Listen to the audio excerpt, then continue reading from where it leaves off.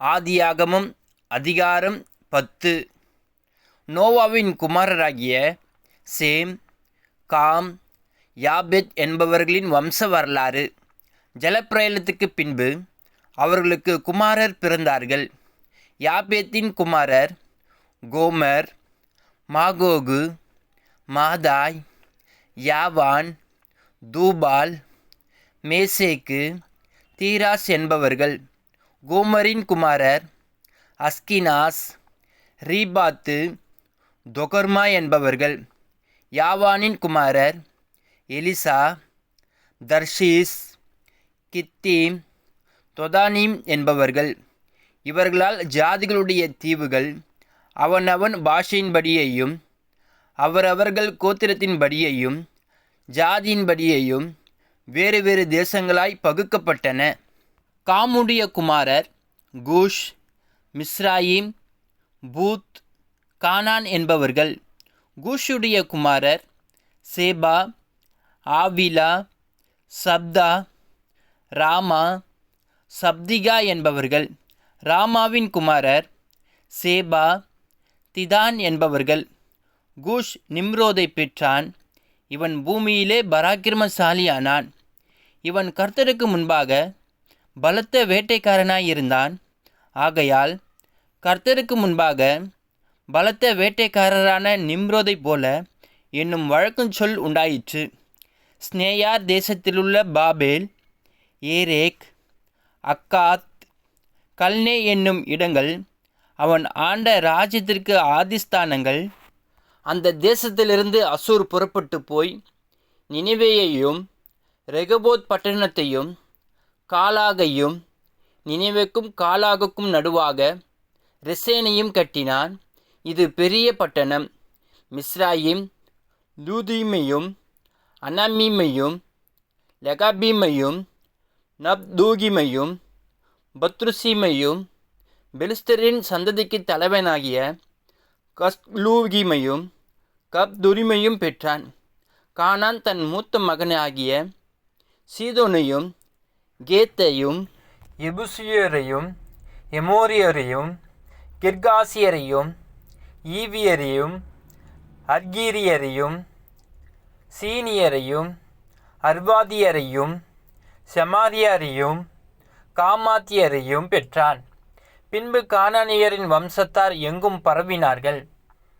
கானானியரின் எல்லை சீதோன் முதல் கேரார் வழியாய் காசா மட்டுக்கும், அது முதல் சோதோம், கொமோரா, அத்மா, செபோயிம் வழியாய் லாசா மட்டுக்கும் இருந்தது. இவர்கள் தங்கள் தேசங்களிலும் தங்கள் ஜாதிகளிலும் உள்ள தங்கள் வம்சங்களின்படியையும் தங்கள் பாஷைகளின்படியையும் காமுடைய சந்ததியார். சேமுக்கும் பிள்ளைகள் பிறந்தார்கள். அவன் ஏபேருடைய சந்ததியார் எல்லாருக்கும் தகப்பனும் மூத்தவனாகிய யாபேத்துக்கு தம்பியுமாயிருந்தான். சேமுடைய குமாரர் ஏலாம், அசூர், அர்பக்சாத், லூத், ஆராம் என்பவர்கள். ஆராமுடைய குமாரர் ஊத்ஸ், கூல், கேத்தேர், மாஸ் என்பவர்கள். அர்பக்சாத் சாலாவை பெற்றான். சாலா ஏபேரை பெற்றான். ஏபேருக்கு 2 குமாரர் பிறந்தார்கள். ஒருவனுக்கு பேலகு என்று பேர், ஏனெனில் அவனுடைய நாட்களில் பூமி பகுக்கப்பட்டது. அவனுடைய சகோதரன் பேர் யொக்தான்.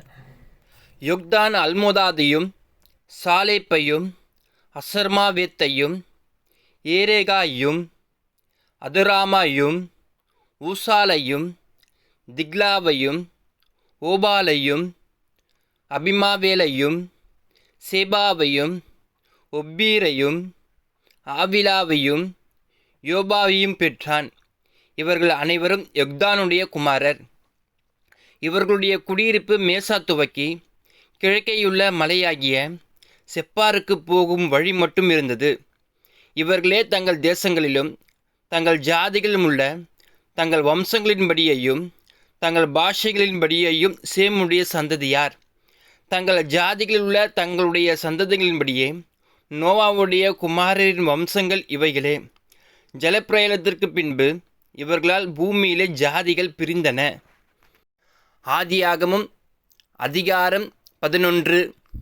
பூமியெங்கும் ஒரே பாஷையும் ஒரே விதமான பேச்சும் இருந்தது. ஜனங்கள் கிழக்கே இருந்து பிரயாணம் பண்ணுகையில் ஸ்னேயார் தேசத்திலே சமபூமியை கண்டு அங்கே குடியிருந்தார்கள். அப்பொழுது அவர்கள், நாம் செங்கல் அறுத்து அதை நன்றாய் சுடுவோம் வாருங்கள் என்று ஒருவரோடு ஒருவர் பேசிக்கொண்டார்கள். கல்லுக்கு பதிலாக செங்கலும் சாந்துக்கு பதிலாக நிலக்கீலும் அவர்களுக்கு இருந்தது.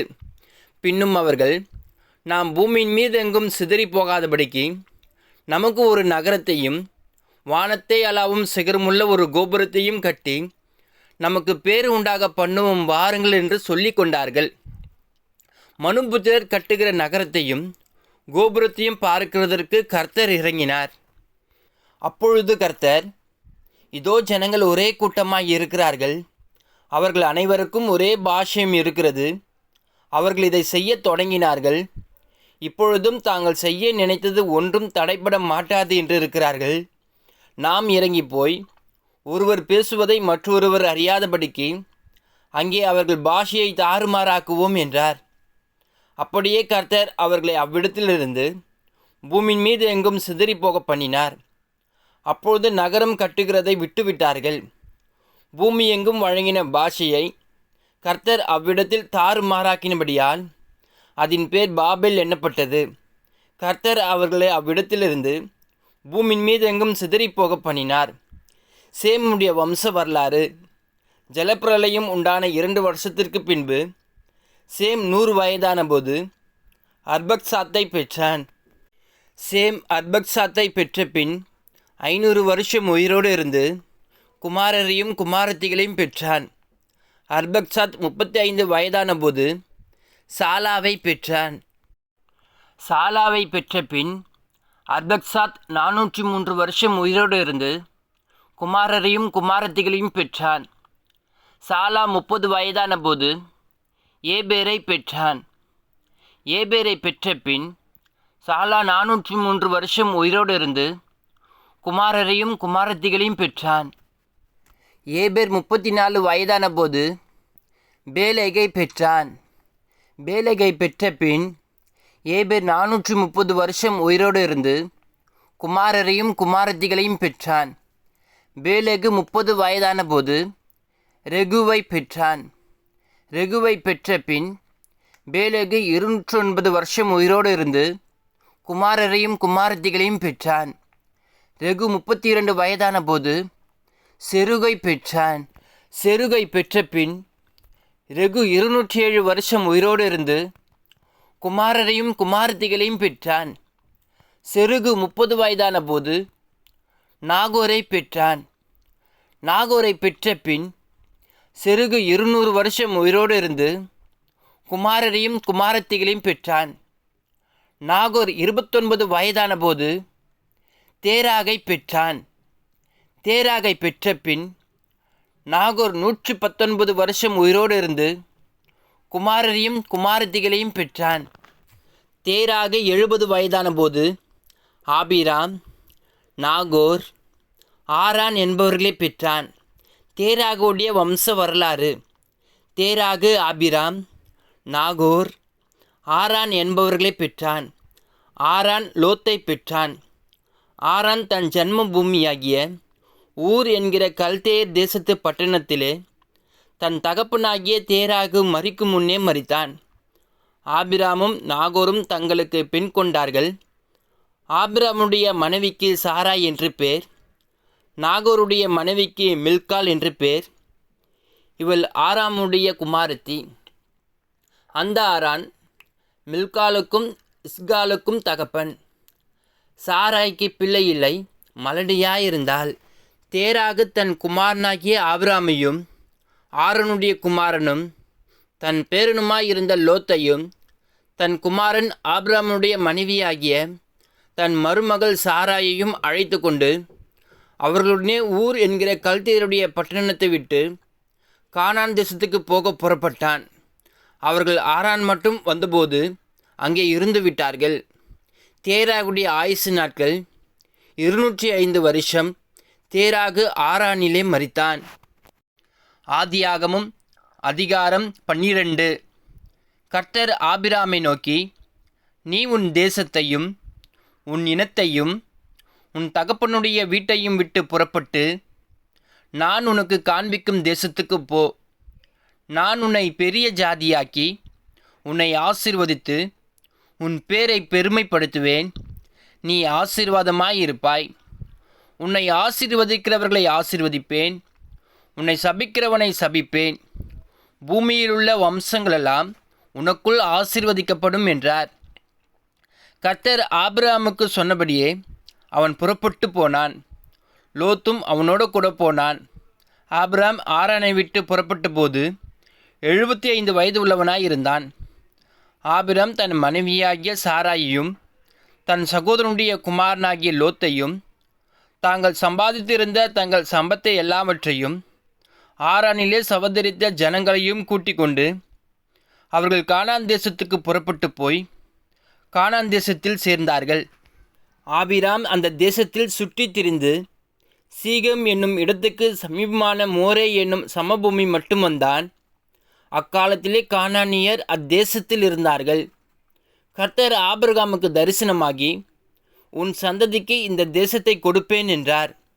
அப்பொழுது அவன் தனக்கு தரிசனமான கர்த்தருக்கு அங்கே ஒரு பலிபீடத்தை கட்டினான்.